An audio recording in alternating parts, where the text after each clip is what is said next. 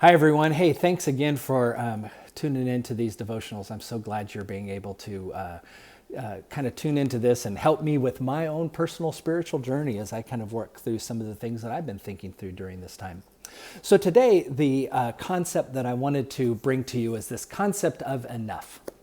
So here's the question. What is enough? Well, I guess in a way, it really makes a difference what you're offering. Isn't that true? For example, is this enough? These wonderful M&Ms? How about this? Is this enough? Brussels sprouts? You know, you offer this to a kid and you say, hey, is this enough? They might say, no, that's not nearly enough. But if you give them this, oh, that's more than enough, right? You see, it makes a difference. Enough is relative to what's being offered to you. Do you have enough money? Do you have enough time? Do you have enough energy to get through the day? Do you have enough love and compassion to drive the relationship you are in? You see, enough is a concept that becomes relative to our experience. But you know what else? It's also relative to who is offering us enough. See, it reminded me of the story. We've been working through the last few weeks in the devotionals. We've been working through the story of the people of Israel and their time when they were slaves in Egypt, when they were forced in labor in Egypt because the Pharaoh at that time was afraid. He was afraid that if they grew too strong, they would overthrow him. Even though he had everything he could ever imagine, his fear of scarcity caused him to enslave the Hebrew people. But then the next time we met, we talked about this idea of in the midst of that time, in the midst of that time of slavery and being forced into labor, during that time, the people of Israel, they cried out to God for a rescue. They asked God to rescue them. And you know what God responded? God responded by sending them Moses. And Moses, in his confrontation with the Pharaoh, began to work through God to bring their release.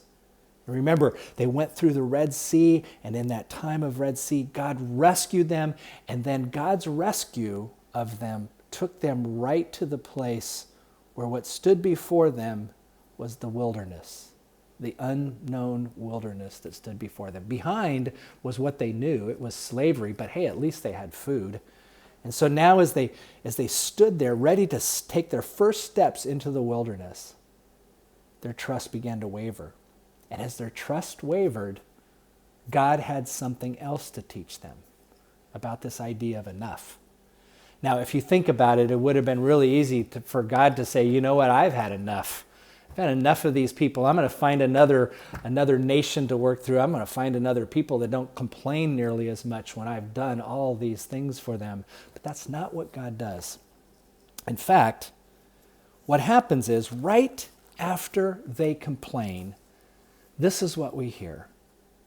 Then the Lord said to Moses, I am going to rain bread from heaven for you.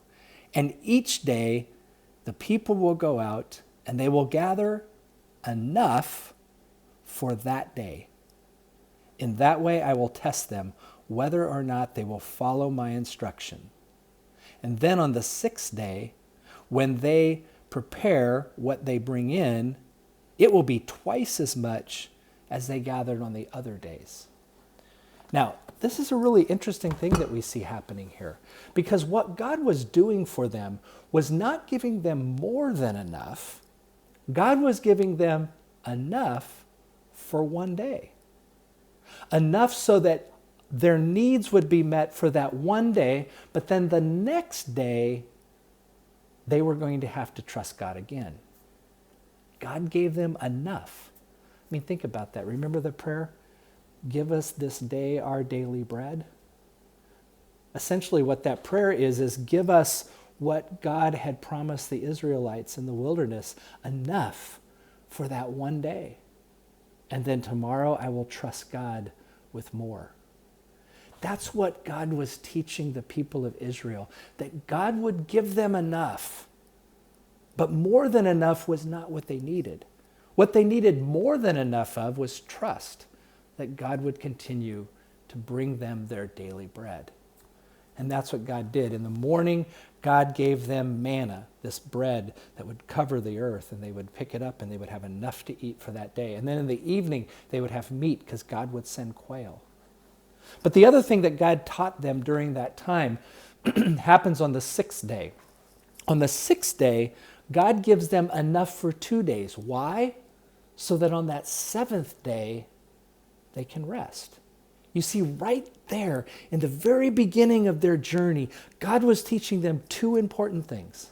One, I will give you enough. I will give you enough for you to survive. I will provide for you your daily bread.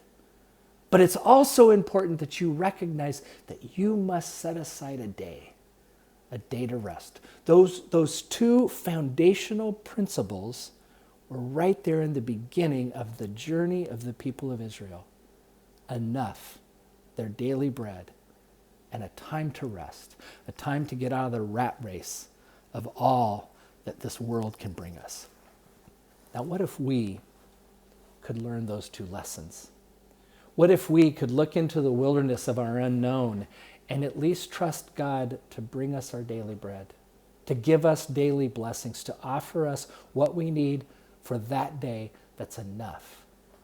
But what if we also trust God in our times of rest, to know that God will in fact give us that time to rest ourselves and to be in God's presence without anything else required other than us being fully present with God?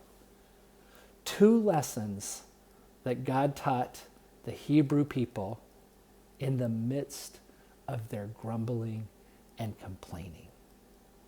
May God teach us those same two lessons as well, perhaps, in the midst of the wilderness that we may be finding ourselves in right now.